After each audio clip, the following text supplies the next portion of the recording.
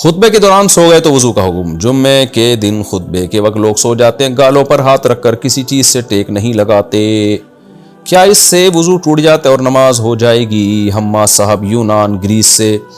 حماد صاحب وضو نماز تو ہو جائے گی ان کی، لیکن ان سے کہیں کہ گھر میں جا کے سویا کریں، مسجد میں سونے کے لیے کائنڈلی نہ آیا کریں۔ تو جو عربی میں خطبہ ہوتا ہے نا، وہ تمیز سے سننا واجب ہے۔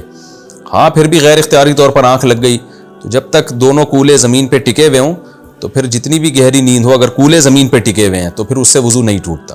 ہاں اگر دائیں طرف کو ذرا سا لڑک گئے یا بائیں طرف کو ذرا سا لڑک گئے تو پھر وضو ٹوٹ جائے گا، پھر دوبارہ وضو کرنا پڑے گا۔ لیکن خطبہ غور سے سننا واجب ہے، خطبے کے دوران سونا جائز نہیں ہے۔ غیر اختیاری ہو تو بہرحال وہ تو اللہ، پھر حدیث میں آتا ہے کہ غیر اختیاری چیزوں پہ اللہ نہیں پکڑتے۔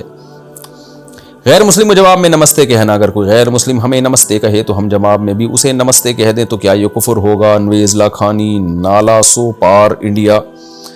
نہیں جی، کفر تو نہیں ہوگا، لیکن آپ اس کو نمستے نہ کہیں، آپ اس سے اصل جو جواب ہے وہ یہ ہے کہ السلام علی من اتبع الہدا، کہ جو بھی ہدایت کی اتباع کرے، سیدھے راستے پہ چلے، اس پر سلامتی ہو۔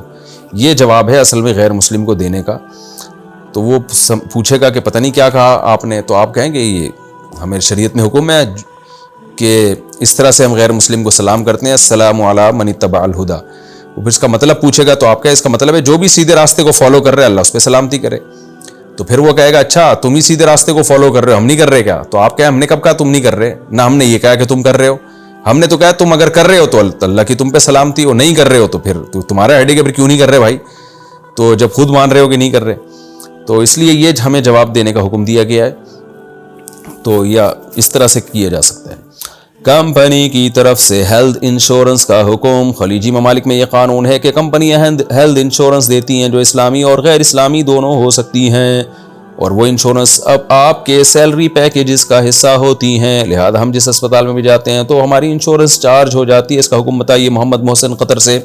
اگر وہ لازمی ہے اور کمپنی خود سے انشورنس کمپنیوں سے ایگریمنٹ کرتی ہے، آپ کا اس میں اپنے ذاتی ارادے کا کوئی دخل نہیں ہے، بلکہ کمپنی کا لا ہے اور کمپنی خود سے کرتی ہے، اور پھر کمپنی آپ کو علاج کے لیے پیسے دیتی ہے، تو پھر آپ کے لیے علاج جائز ہے، کیونکہ آپ کمپنی سے پیسے لے رہے ہیں، آپ کا ایگریمنٹ کمپنی سے ہوا ہے، اپنی کمپنی سے۔ انشورنس کمپنی کیا کر رہی ہے وہ آپ کی کمپنی جانے، انشورنس کمپنی جانے۔ لیکن اگر کمپنی آپ کی ڈائریکٹ ڈیلنگ انشورنس کمپنی سے کرواتی ہے اور انہی پیپر پہ سائن کرواتی ہے کہ ڈائریکٹ آپ کا ایگریمنٹ انشورنس کمپنیوں سے ہو رہا ہے، اور پھر اس بیس پہ آپ کی تنخواہ سے پیسے کاٹتی ہے، تو پھر جتنے پیسے آپ کی تنخواہ سے کاٹے اتنا علاج تو بالکل آپ کرا سکتے ہیں۔ اسی طرح وہ بھی علاج کرا سکتے ہیں کہ جتنے کاٹے نہیں ہیں لیکن آئندہ کٹیں گے، تو یعنی جتنی آپ کی اصل رقم ہے نا جو کٹ رہی ہے اس کے بقدر علاج جائز ہے۔ جو اضافی پروفٹ ہوگا، جو اضافی خرچہ ہوگا، وہ فتویٰ بہرحال یہی ہے کہ اس کو آپ کو صدقہ کرنا پڑے گا۔